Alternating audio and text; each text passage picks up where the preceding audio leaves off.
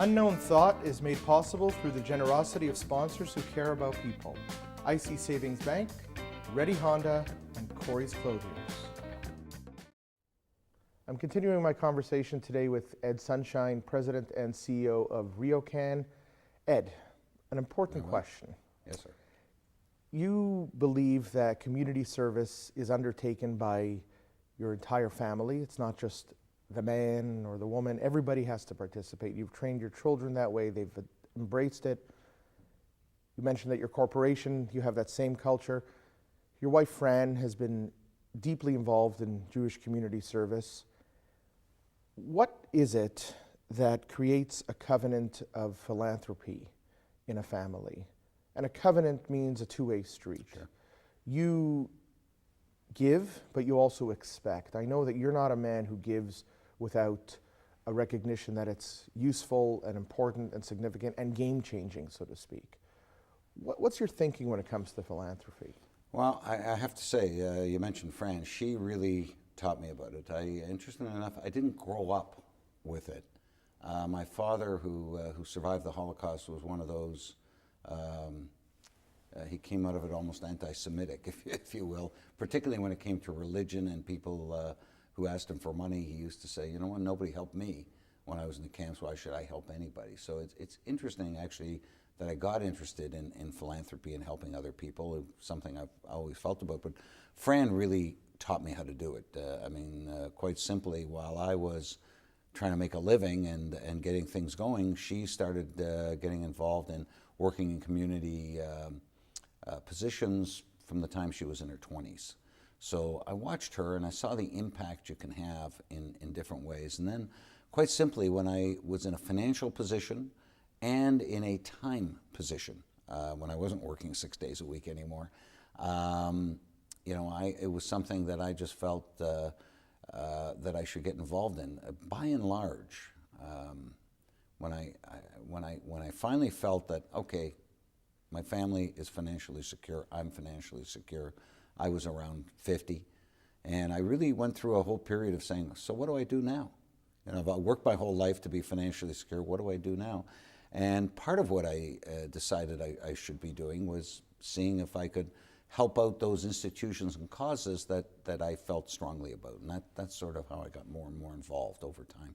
And by your giving, you're supporting institutions that you feel have accomplished, or you're willing to give, to guide, and do you ask for input, and that's the covenantal relationship? Yeah, sometimes yes, sometimes no. I mean, when it comes to Mount Sinai Hospital that I'm very involved with, I'm not going to start telling them what to do. I pick and choose our projects. I mean, we've just undertaken to redo the whole sort of lobby area and waiting room in the new babies or mothers and infants section they're making. Because to us, that was a wonderful place. We have 7 grandchildren, and some of our happiest moments were there. So we figured, you know what, let's make it a little nicer for everybody else who's going to be there.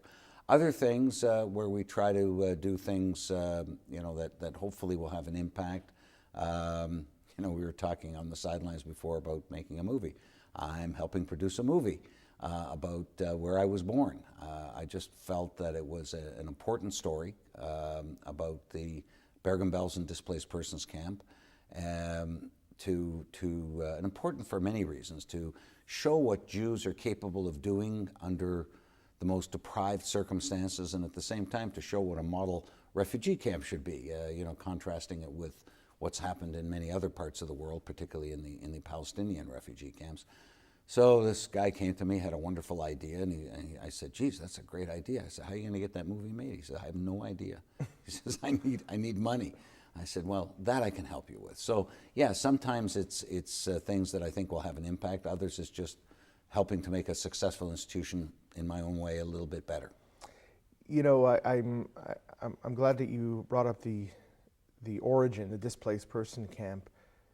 Your wife is the president, or she's the chair of Yad Vashem currently. Correct.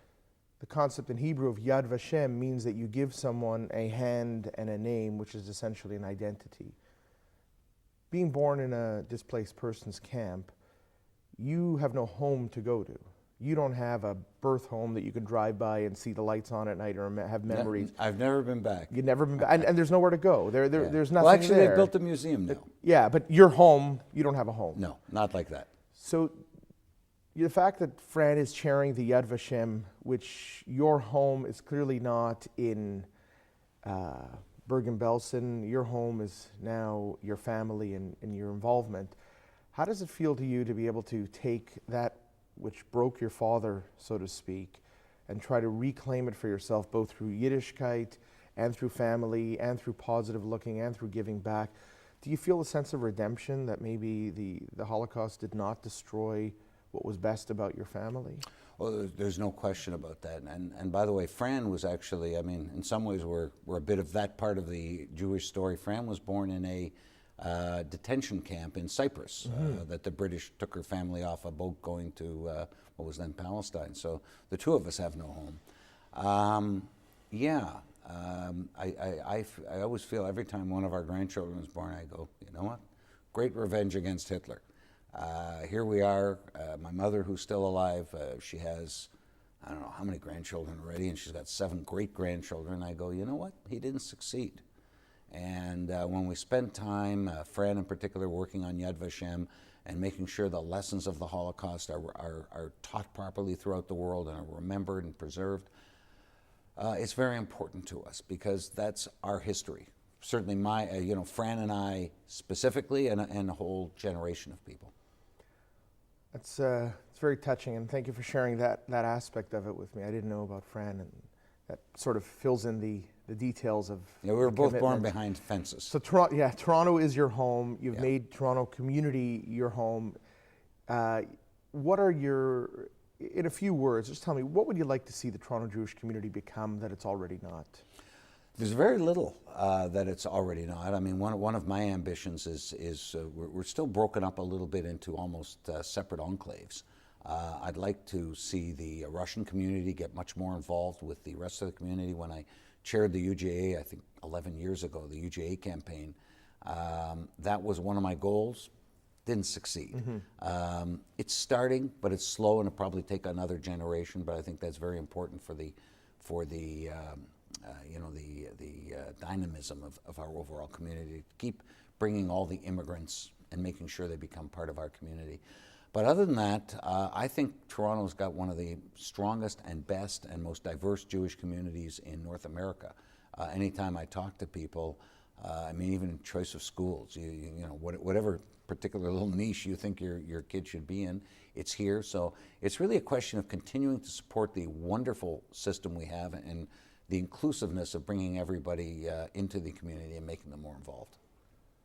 As we conclude, a little bit of a concept, and I want to share it with you, and you'll see if this strikes a chord with you. To run a real estate income trust, it's about trust, obviously. Yeah. You convert typical real estate into something that has a very low tax quotient because you distribute everything back to your investors. But I understand Canada, one of the interesting things part is that there's limited liability. You, on the other hand, I would say personally, you have the trust of the community and you have full liability for it, and you take that very responsibly. I can see that. I take it very seriously. Very seriously. I would consider you an irrepressible Yid. You are a true spark. I take that as a compliment. Yes, and the most important question that people really want to ask you, and I would ask, is what's your handicap, number one? My handicap's a really bad golf swing. And they want to know, how do you keep the tan consistent the entire year? I go to Florida.